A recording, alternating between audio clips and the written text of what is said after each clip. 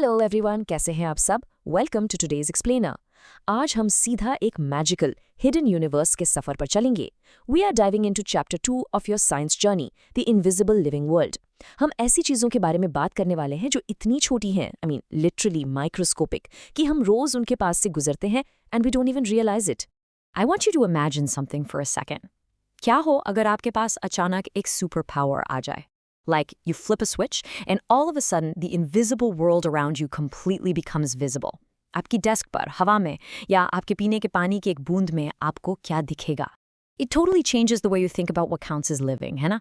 Keep that exact picture in your mind क्योंकि आज हम इस invisible को visible बनाने वाले हैं. So, here is our game plan for today. First, the hidden world around us. Then, zooming in, lenses and cells. Third, we'll meet the microorganisms. After that, a quick recap of what we learned, and finally, test your knowledge. Section 1. The hidden world around us. Look at these kids playing happily in the rain and by the river. Ab nangi aankhon se, to the naked eye, it just looks like regular water and grass. But look closely at those magnified bubbles. Nature is absolutely packed with tiny living beings. Us कीचड़ वाले पानी में, घास पर और बारिश के पानी में literally एक पूरी hidden दुनिया बसी हुई है. So, हमने आखिर इन्हें देखा कैसे? Well, humans discovered that a curved piece of glass छोटी चीजों को actually बड़ा दिखा सकता है. Fun fact for you, early magnifying glasses बीचों बीच मोटे होते थे और किनारों से पतले, बिल्कुल एक मसूर की दाल जैसे. And that's exactly why they were called a lens, from the word lentil. आप ना ये एक्सपेरिमेंट घर पर भी ट्राई कर सकते हैं. Take a round bottomed glass flask, उसमें पानी भरें और उसे एक बुक के ऊपर रखें. The water inside bends the light और बिल्कुल एक मैग्नीफाइंग ग्लास की तरह काम करता है. Section 2. Zooming in, lenses and cells. छोटी चीजों को देखने से पहले let's understand the big picture. Organism, ये वर्ड हम सभी लिविंग बींग्स के लिए यूज करते हैं. स्कूल के बाहर वो बड़ा banyan tree, that's an organism. गली का स्ट्रे कुत्ता, an organism. और यहाँ तक कि वो टाइनी क्रीचर्स जिन्हें देखने के लिए माइक्रोस्कोप चाहिए, वो भी ऑर्गेनिजम्स हैं.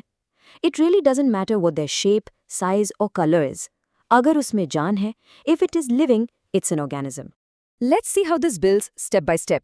Imagine you are building a house. आप सीधा पूरा घर तो नहीं खड़ा कर देते, right? You start with bricks, यानी ईंटें. बायोलॉजी में ये ब्रिक होती है एक सेल. जब आप ऐसी सिमिलर सेल्स को मिला देते हैं तो बनता है एक tissue, just like a wall made of BRICS.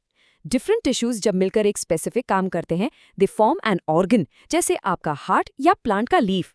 जब कई ऑर्गन्स मिलकर काम करते हैं, they form an organ system. And finally ये सब मिलकर बनाते हैं एक कंप्लीट ऑर्गेनिज्म, यानी आपका पूरा घर. सेल्स लाइफ की सबसे बेसिक स्ट्रक्चर होती हैं, but not all cells are exactly the same. Plant cells और एनिमल सेल्स में कुछ की डिफरेंसेस होते हैं. दोनों में ही एक न्यूक्लियस होता है और एक फ्लेक्सिबल स्किन होती है, जिसे सेल मेम्ब्रेन कहते हैं. पर प्लांट सेल्स के बाहर ना एक रिजिड लेयर होती है, जिसे सेल वॉल कहते हैं, for extra support. Plus plant cells में क्लोरोप्लास्ट्स भी होते हैं. थिंक ऑफ देम एज उनकी छोटी ग्रीन फैक्ट्रीज अपना खाना बनाने के लिए. एनिमल सेल्स में ये नहीं होते क्योंकि एनिमल्स फोटोसिंथेसिस करके अपना खाना थोड़ी बनाते हैं. नाउ, मैंने अभी कहा था कि सेल्स यूजुअली माइक्रोस्कोपिक होती हैं, but science loves a good exception. क्या आप जानते हैं कि लिविंग वर्ल्ड की सबसे बड़ी सिंगल सेल आप कमरे के दूसरे कोने से भी देख सकते हैं? It's true. The yolk of an ostrich egg is a massive single cell. ये 130 से 170 millimeters तक बड़ी हो सकती है. That is one huge brick. Section 3. Meet the microorganisms. So, आखिर microorganism होता क्या है? The definition is right there in the name. Micro मतलब tiny और organism मतलब living being. ये ऐसे living organisms हैं जो बस एक या बहुत ही कम सेल से बने हैं. क्योंकि ये इतने छोटे होते हैं, we just cannot see them with the naked eye. इन्हें देखने के लिए साइंटिस्ट्स पावरफुल माइक्रोस्कोप्स यूज करते हैं. But what's really amazing is that scientist ने एक बहुत सस्ता पेपर का माइक्रोस्कोप भी बनाया है, जिसे फोल्ड स्कोप कहते हैं. It's super cool because it allows students all over the world to explore this invisible world from absolutely anywhere. ये माइक्रोऑर्गेनिजम्स या माइक्रोब्स बहुत फैसिनेटिंग होते हैं. कुछ यूनिसेल्यूलर होते हैं, मीनिंग उनकी पूरी की पूरी बॉडी सिर्फ एक सिंगल सेल होती है. बैक्टीरिया और अमीबा इसके एग्जाम्पल्स हैं. Imagine doing all your daily tasks with just one cell. Others are multicellular, made of many cells, like certain fungi and algae. और ये रहते कहाँ हैं? Well, they are found absolutely everywhere. आपके पैरों के नीचे मिट्टी में, हवा में जो आप अभी सांस ले रहे हैं, और हाँ, millions of them are living happily inside your body right this very second. Section 4 Quick Recap What We Learned। Okay, चलो जल्दी से रिवाइज करते हैं। अगर आज के इस एक्सप्लेनर से आपको सिर्फ 3 बातें याद रखनी है तो वो ये हैं। नंबर 1, माइक्रो ऑर्गेनिजम्स इतने छोटे होते हैं कि नंगी आंखों से नहीं दिखते। Number 2, they are ultimate survivors. वो फ्रीजिंग कोल्ड से लेकर हॉट बॉइलिंग स्प्रिंग्स तक हर जगह सर्वाइव कर जाते हैं। एंड नंबर 3, ये यूनिसेल्युलर जैसे बैक्टीरिया या मल्टीसेल्युलर जैसे फंगाई, इन दोनों में से कुछ भी हो सकते हैं। Section 5. Test your knowledge. Here is your first challenge. आपने देखा होगा कि घर में दही कैसे जमता है। A student noticed that जब दही को पूरा दिन फ्रिज के बाहर रखते हैं, it becomes much more sour. खट्टा हो जाता है। Why do you think this happens? Take a second and really think about it. Got an idea? Well, it's because dahi is absolutely full of beneficial bacteria. Room temperature पर ये microbes rapidly multiply करते हैं और ज़्यादा acid produce करते हैं, जिससे दही extra खट्टा हो जाता है। Let's try another one. Imagine you take 2 slices of bread. एक स्लाइस आप अपने किचन सिंक के पास रखते हैं, जहां थोड़ी गर्मी और नमी यानी मॉइस्चर है। दूसरी स्लाइस आप सीधा फ्रिज के अंदर रखते हैं। 3 दिन बाद आपको क्या लगता है, क्या दिखेगा? The slice near the sink will likely have fuzzy patches growing all over it.